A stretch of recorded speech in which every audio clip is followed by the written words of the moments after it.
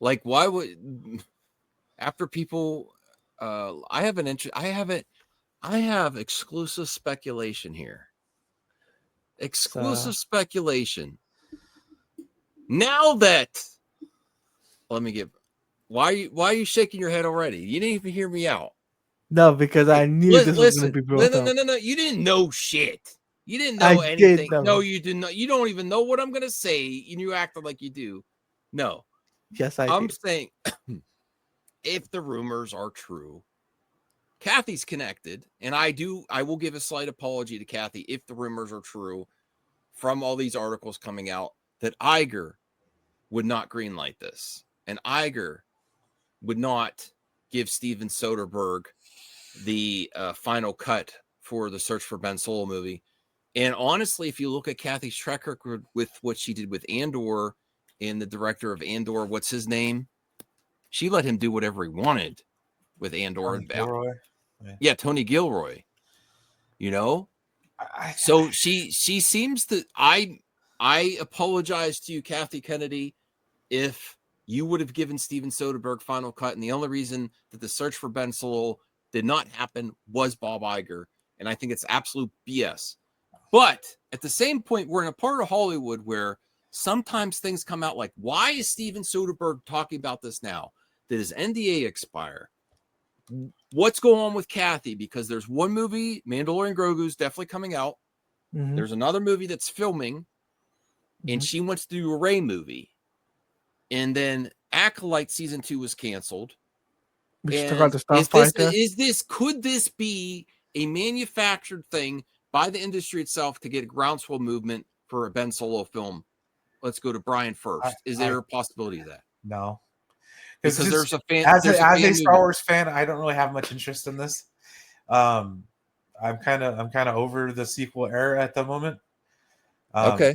I wish they would. But the people that love the sequel trilogy would be. Oh, I'm sure people love Ben Solo. I don't think that there's no such thing as a groundswell movement with Star Wars fans. I think they gave that up a while ago because they realized there's a lot of traction with this now. But you're like, everyone's saying that's stupid. Well, yes, that's the one people that hate the sequel trilogy. That's what I'm saying is that like, what? It's stupid that he won't get the final cut. No, it's stupid that they didn't greenlight the movie. Oh, they don't. They're not. They're I don't know, dude. How many times do you come on here and complain that Kathy Kennedy announces something, and then a year and a half, 2 years later, it never comes. Nothing happens. Yeah, but so people are saying it's stupid for two reasons. Even this is the opposite of what we've experienced. Even the people that dislike the sequel trilogy are like two things.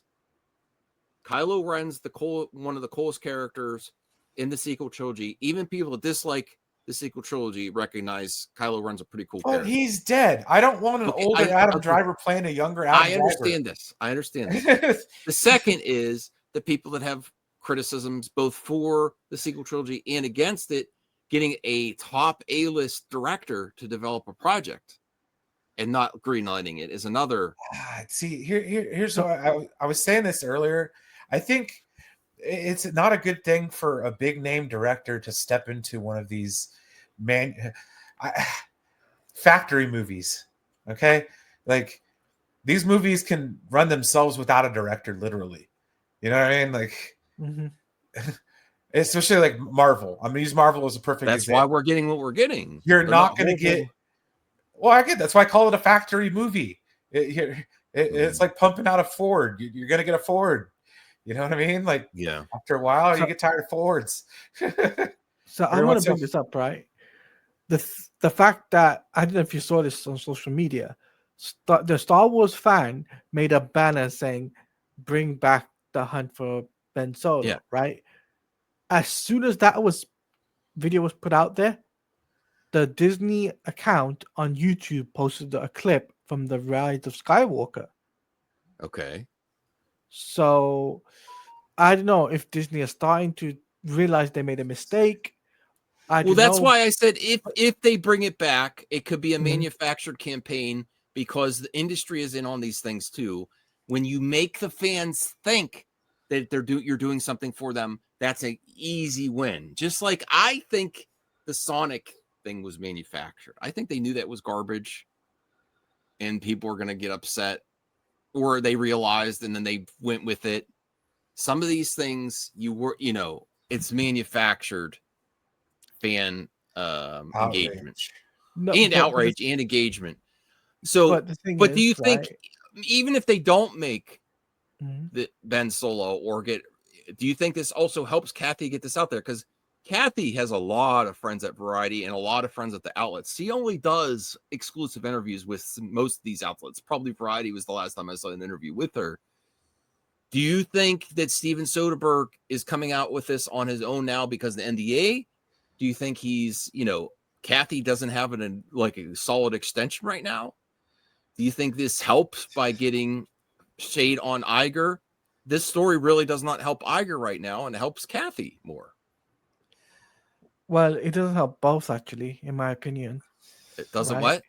It doesn't help both. It puts Kathy in a better light that she was getting this, the gears and the wheels greased, and that the only reason it didn't happen is Iger. Well, I think that's probably one of the biggest problems. I think, maybe Kathy Kennedy, instead of trying to find like these big name directors, maybe she should have been giving people their starts. Well, she did that too. But I actually think it makes me rethink about every project that fell through. Did Iger do this multiple times, or was it Kathy's fault?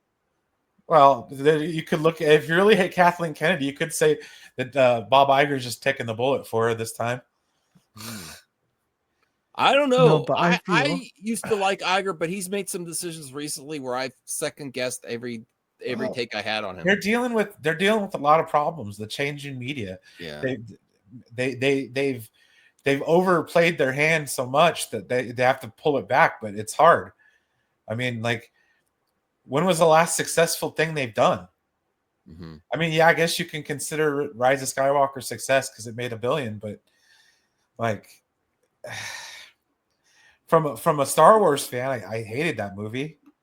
Yeah. I've only seen it like 3 times, and for a Star Wars, that's night and day compared to like Return of the Jedi.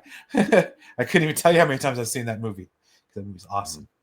But yeah, the big name directors come with big egos, okay, and they want things their way.